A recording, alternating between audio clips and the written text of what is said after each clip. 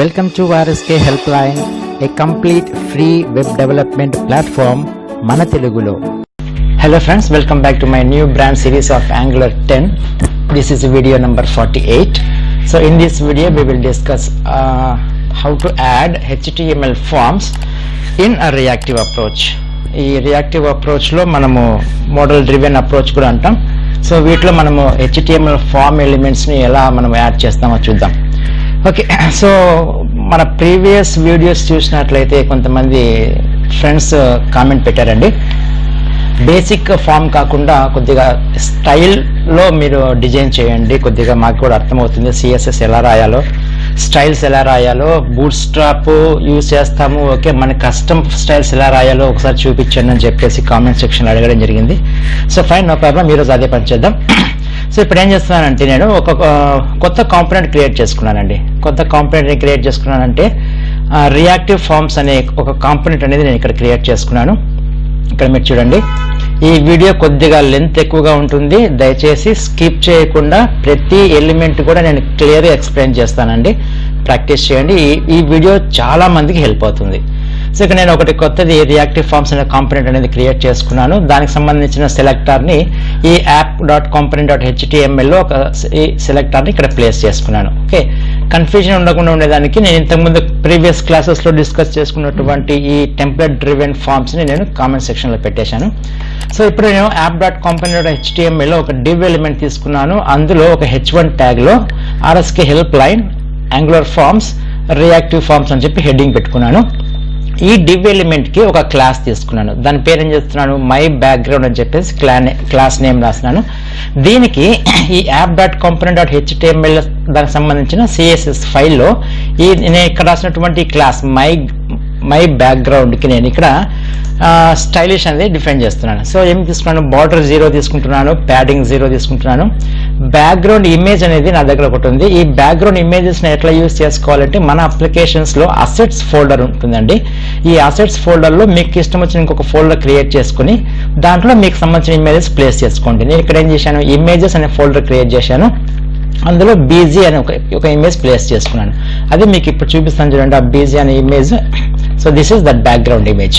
Okay, ఈ image నేను ఇక్కడ ప్లేస్ చేసుకున్నాను by using the attribute background image :URL. Okay, next background styles కవర్గా తీసుకుంటున్నాను, ఫాంట్ ఫ్యామిలీ ప్లేగా తీసుకుంటున్నాను, విడ్త్ అండ్ హైట్ వచ్చేసి ఈ డైమెన్షన్స్లో తీసుకుంటున్నాను దీనికి బ్యాక్గ్రౌండ్ ఇమేజ్ కోసం. అలాగే నేను రాసినటువంటి RSK హెల్ప్ లైన్ ఫార్మ్స్ అని చెప్పి యాంగులర్ ఫార్మ్స్ అనే హెడ్డింగ్కి నేను చేస్తున్నాను, ఫాంట్ ఫ్యామిలీ ప్లేగా తీసుకుంటున్నాను, text align centre, colour red, font weight bold, font size 35 pixels తీసుకుంటున్నాను. ఓకే, సో ఈ విధంగా ఈ జస్ట్ ఏం చేయలేదు, జస్ట్ ఒక ఆల్రెడీ మనకి బిల్ట్ఇన్గా వచ్చినటువంటి యాప్ కాంపోనెంట్లో ఒక హెడ్డింగ్ పెట్టుకున్నాను, దానికి సంబంధించిన ఒక బ్యాక్గ్రౌండ్ ఇచ్చుకున్నాను. సో దీన్ని నేను రన్ చేసినట్లయితే మనకి ఈ విధంగా మనకి అప్లికేషన్ రావడం జరిగింది.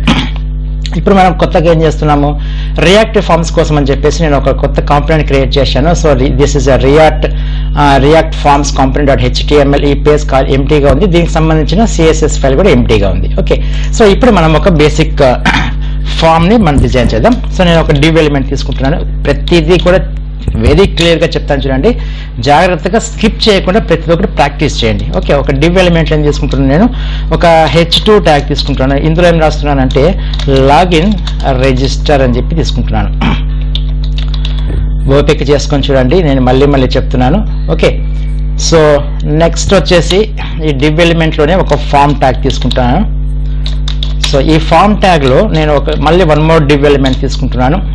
సో ఈ div ఎలిమెంట్ లోపల నేను ఒక ఇన్పుట్ ఎలిమెంట్ తీసుకుంటాను. Input type is equal to text.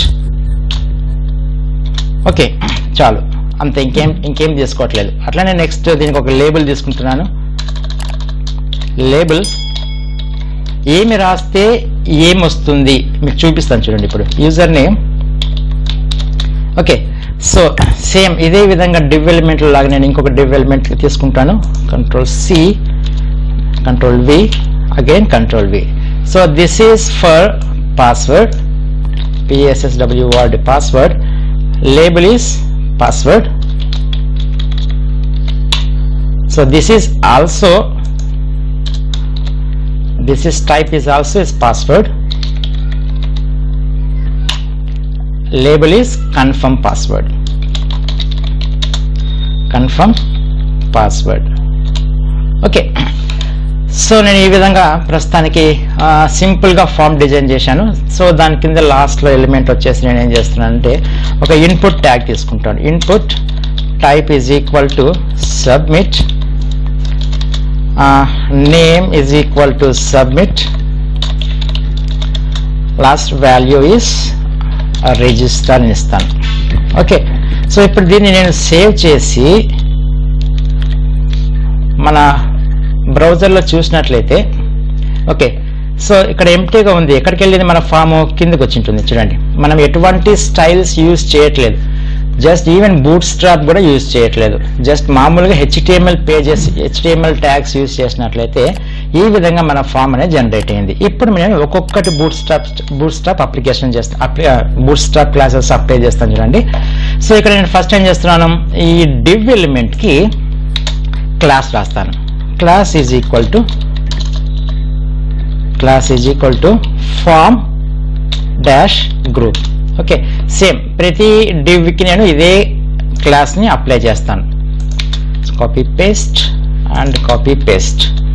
Okay, next ఈ ఇన్పుట్ ఎలిమెంట్ కి నేను క్లాస్ రాస్తాను. క్లాస్ ఫామ్, ఏంటిది ఫామ్ చెప్పాలి, ఫామ్ కంట్రోల్. ఫామ్ కంట్రోల్, ఇవన్నీ ఎలిమెంట్స్ అన్ని మనకి ఫామ్ కంట్రోల్స్ అనమాట. Control C and applying for this also control V, for this also control V. Okay, so save చేస్తున్నాను. ఇప్పుడు ఒకసారి చూద్దాం, కొద్దిగా మారించండి. ఇప్పుడు ఇంతకుముందు ఎలా ఉన్నది, ఇప్పుడు చూడండి. ఇప్పుడు మనం బూట్ స్ట్రాప్ అప్లై అయింది, మనకి బూట్ స్ట్రాప్ స్టైల్స్ అనేవి మనకి అప్లై అయినాయి. ఇప్పుడు వీటికి ఏం చేస్తామంటే మనము బూట్ స్ట్రాప్ క్లాసెస్ని రీడిఫైన్ చేయకుండా మనము కస్టమ్ క్లాసెస్ రాసుకుందాం. ఓకే, సో కాబట్టి నేను ఏం చేస్తున్నాను, ఈ టాప్ మోస్ట్లో ఉన్న డివ్కి నేను ఒక క్లాస్ తీసుకుంటాను. క్లాస్ని నేను ఒక బాక్స్ అనుకుంటాను. ఈ క్లాస్ బాక్స్ తీసుకుంటాను. దీనికి వచ్చేసి ఈ డివ్ ఎలిమెంట్కి ఫామ్ గ్రూప్తో పాటు నేను కస్టమ్గా ఒక క్లాస్ నేమ్ క్లాస్ డిఫైన్ చేసుకుంటాను. ఇన్పుట్ ఏమిద్దాం, ఇన్పుట్ బాక్స్ని ఇద్దామా? ఓకే, ఇన్పుట్ బాక్స్ అని ఇస్తాను. సో ప్రతి ఇన్పుట్ బాక్స్కి నేను సేమ్ ఇదే ఇంక్లూడింగ్, అంటే దాంతో పాటు బూట్ స్ట్రాప్, సారీ ఇది ఎందుకు కాపీ చేశా? Okay, input box. ఇప్పుడు ఏం చేస్తున్నానంటే ఇక్కడ బూట్ స్ట్రాప్తో వచ్చినటువంటి క్లాస్తో పాటుగా నేనేం చేస్తున్నాను, నేను డిఫైన్ చేసుకున్నటువంటి ఒక కస్టమ్ క్లాస్ని డిఫైన్ చేస్తున్నాను. ఓకే, సో ఇంకా ఇక్కడేం చేద్దాం, ఒక వాల్యూ రిక్వైర్డ్ రాద్దాం. క్లాస్తో పాటు రిక్వైర్డ్ ఒకటి ఇద్దాం. రిక్వైర్డ్ ఈజ్ ఈక్వల్ టు ప్రస్తుతానికి నథింగ్. సో ఇది అన్నిటికీ అప్లై చేద్దాం. Control C, control V, control C and control B. Okay, fine. So ఇప్పుడు ఒకసారి చూద్దాం ఏమైనా మోడిఫికేషన్స్ వచ్చాయేమో. రైట్, సో ఇప్పుడు దాకా ప్రస్తుతానికి ఏం లేదు, నథింగ్ ఈజ్ డిఫరెన్స్. సో ఇప్పుడు నేను ఏం చేస్తానంటే, ఇప్పుడు నేను రాసినటువంటి ప్రతి ఒక్క క్లాస్కి నేను డిఫైన్ చేస్తాను. ఎక్కడ డిఫైన్ చేస్తాను చూడండి. సో ఇది రియాక్టివ్ ఫార్మ్స్ HTML కదా, దీనికి సంబంధించిన CSS ఫైల్ ఓపెన్ చేసుకుంటాను. ఇప్పుడు నేను ఫస్ట్ స్టైల్ చూడండి, నాకు మన ఫామ్లో ఉన్నటువంటి ప్రతి ఎలిమెంట్ కూడా ఫాంట్ డాష్ ఫ్యామిలీ ప్లే ఇస్తాను. సో ఇది ప్లే అనేది నాకు బాగా ఫేవరెట్ అండి, ఫాంట్ స్టైల్ క్లియర్గా ఉంటుంది. సో అది యూజ్ చేస్తాను. ఇప్పుడు నేను ఫస్ట్ అవుటర్గా నేను ఏం చేస్తాను, ఒక డివ్ ట్యాగ్లో ఏం చేస్తున్నాను, బాక్స్ అనే ఒక క్లాస్ రాస్తున్నాను కాబట్టి దానికి నేను స్టైల్స్ అప్లై చేస్తాను. క్లాస్ కాబట్టి డాట్ బాక్స్, దీనికి స్టైల్స్ రాస్తాను చూడండి. ఇప్పుడు ఎక్కడుంది మనకి, ఇది ఫామ్ కింద ఉంది, నాకు ఇక్కడ కావాలి కాబట్టి ఏం చేస్తాం, దాని పొజిషన్ మారుద్దాం. సో ప్రాపర్టీ ఈజ్ పొజిషన్ అబ్జల్యూట్గా తీసుకుంటాను. Position absolute, 1 second.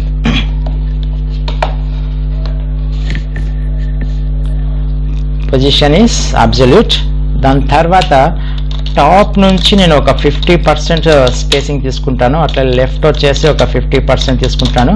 అన్ని లెఫ్ట్, టాప్, బాటమ్, రైట్ తీసుకుని అవసరం లేదు. టాప్, లెఫ్ట్ తీసుకుంటే ఆటోమేటిక్గా ఇటు పక్క నుంచి వచ్చేస్తుంది. సో ట్రాన్స్ఫార్మ్ ఏం చేస్తానంటే ఇక్కడ నేను ట్రాన్స్లేట్ -50% కామా -50%. ఇది రాసినట్లయితే ఏమవుతుందంటే మనకి ఫామ్ అనేది ఎగ్జాక్ట్గా పేజ్కి సెంటర్ వచ్చేస్తుంది.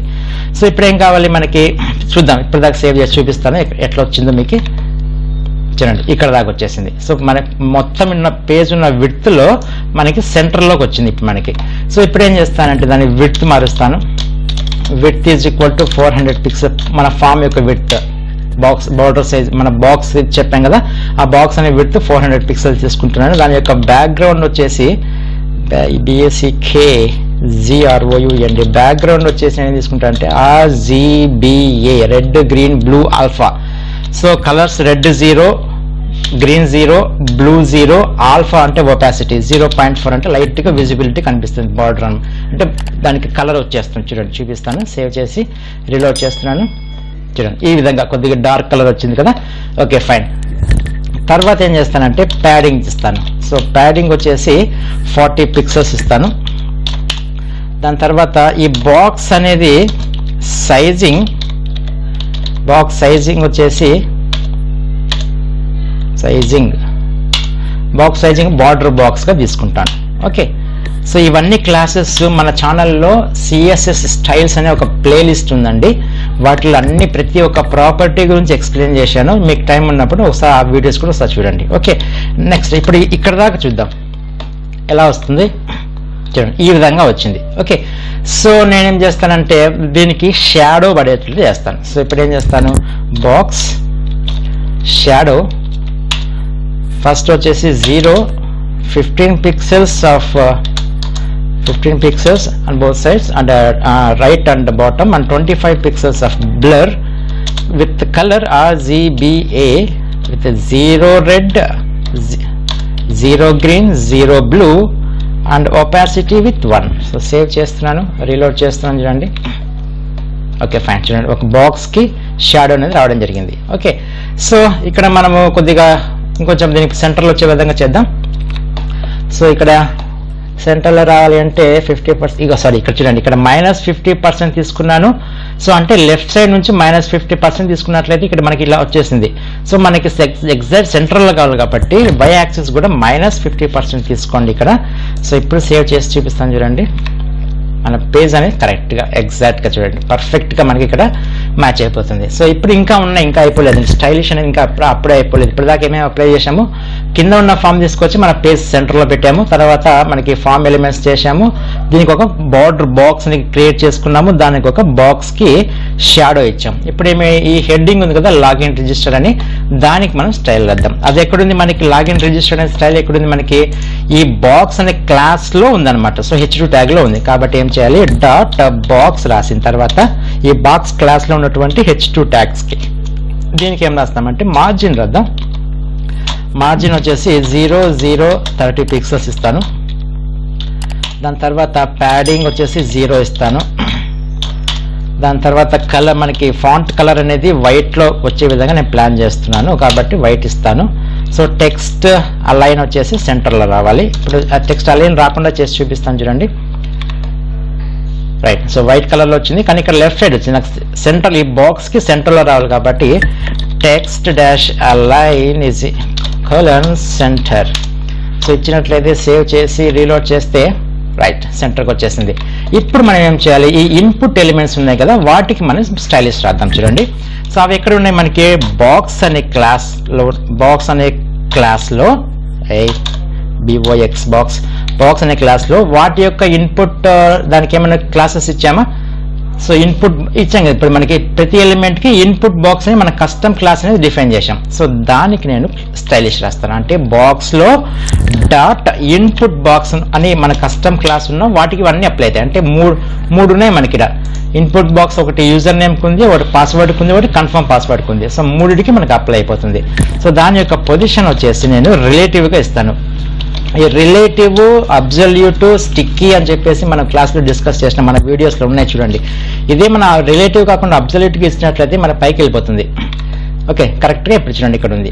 ఓకే ఇన్పుట్ బాక్స్ అనేది. సో దీని తర్వాత ఏం చేస్తామంటే ఇప్పుడు ఇన్పుట్ బాక్స్ ఉన్నటువంటి డివ్కి మళ్ళీ ఇన్పుట్ ఎలిమెంట్ ఉంది. సో ఈ ఇన్పుట్ ఎలిమెంట్కి రాయాలి. సో అట్లే అది దానికి ఎట్లా రాయాలి అంటే ఫస్ట్ సిరీస్ చూద్దాం. ఫస్ట్ ఇక్కడ మనకి అవుటర్ ఏంటి, డాట్ బాక్స్ అనే క్లాస్ ఉంది. దాంట్లో లోపల ఒక డివ్ ఎలిమెంట్కి డాట్ ఇన్పుట్ బాక్స్ అని ఉంది. దాంట్లో ఉన్నటువంటి ఇన్పుట్ ఎలిమెంట్స్కి ఓకే స్టైల్స్ ఇవి.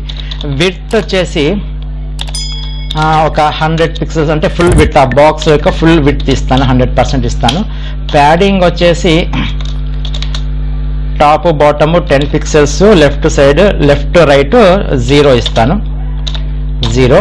దాని తర్వాత అందులో రాసినటువంటి ఫాంట్ సైజ్ వచ్చేసి ఒక 16 పిక్సెల్స్ రావాలి మనకి.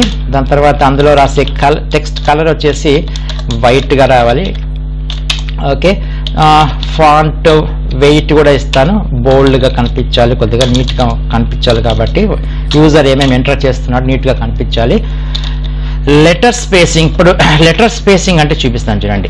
ఇప్పుడు ఇక్కడ మనం లోడ్ చేసినప్పుడు ఇక్కడ మనం రాసేటప్పుడు font size font colour white ఇచ్చాం కాబట్టి మీకు అర్థం కావట్లేదు. అది నేను 000 ఇస్తాను, బ్లాక్ వచ్చేస్తుంది.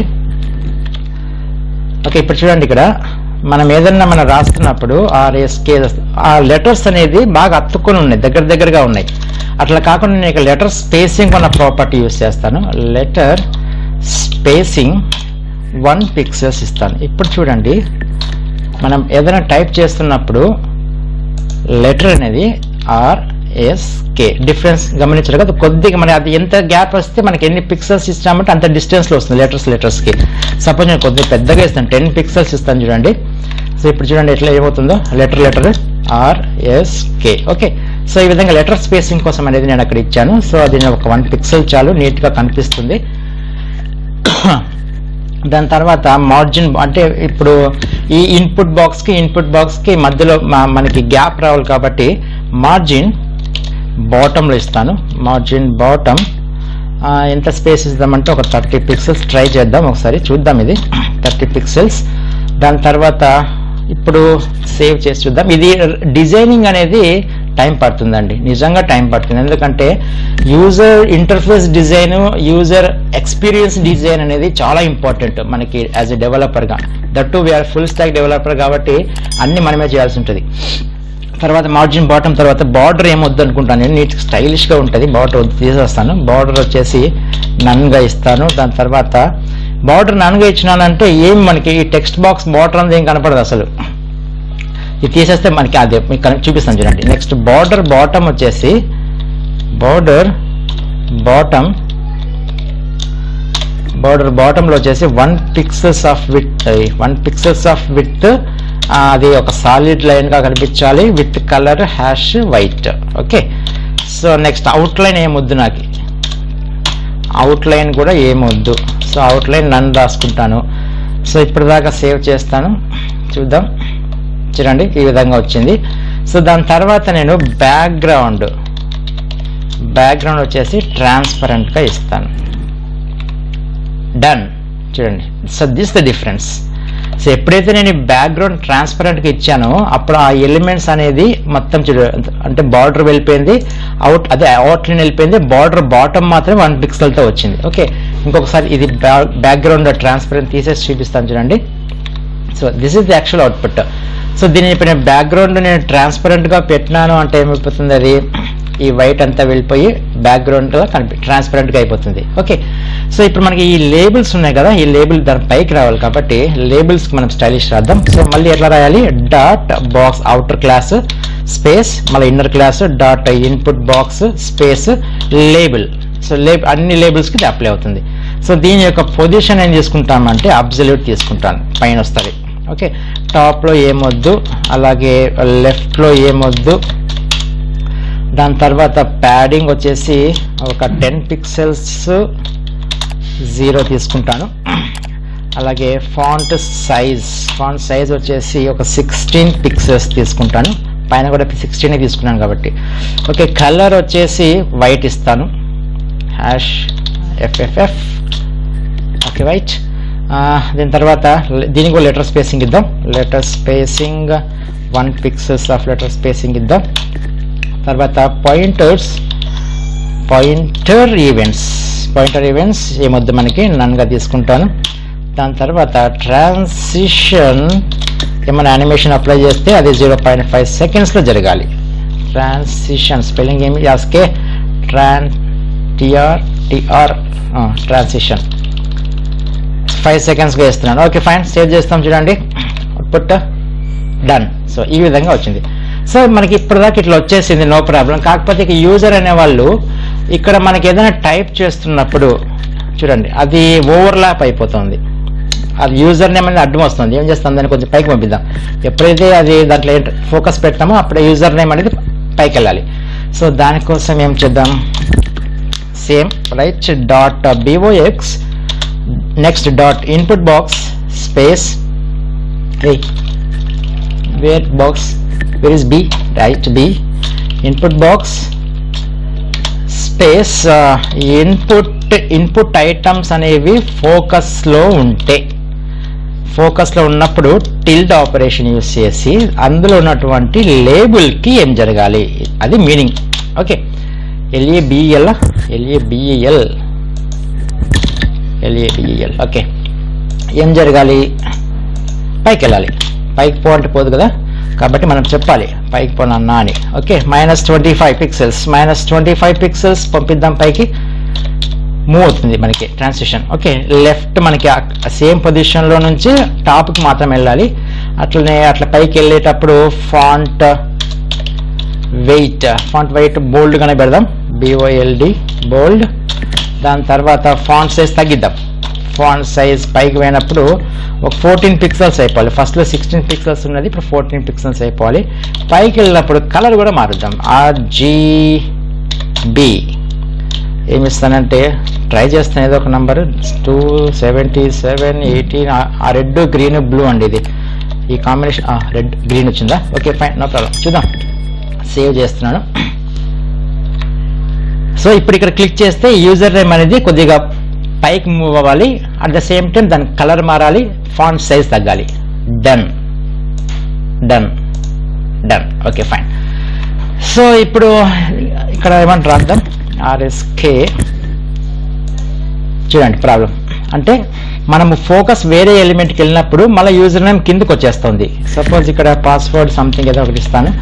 నెక్స్ట్ వేరే ఎలిమెంట్ ఫోకస్కి వచ్చినప్పుడు ఇది మళ్ళీ పాస్వర్డ్ కిందకి వచ్చేస్తుంది. సో అట్లా రాకూడదు, పైనే ఉండాలి. ఒకసారి ఎంటర్ చేసిన తర్వాత పైనే ఉండాలి. కాబట్టి దానికి ఏం చేద్దామంటే సేమ్ ఇదే యూజ్ చేద్దాం. ఇదే ప్రాపర్టీని కామా ప్లేస్ చేసి అంతా కాపీ చేసుకుందాం.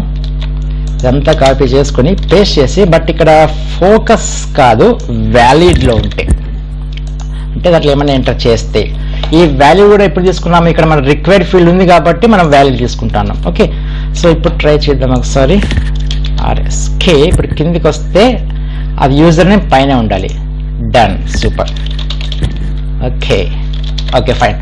సో ఇక్కడ దాకా సో గుడ్. సో ఇప్పుడు ఏం చేస్తాము, నెక్స్ట్ ఇంకోటి మిగిలిపోయింది ఏమిటి, మరి రిజిస్టర్ బటన్ ఉంది కదా, ఈ రిజిస్టర్ బటన్కి స్టైల్స్ అప్లై చేద్దాం. సేమ్ అవుటర్ క్లాస్ నుంచి తీసుకురావాలి, .box. తర్వాత ఇక్కడ చూడండి ఇన్పుట్ ఎలిమెంట్కి రాయాలి.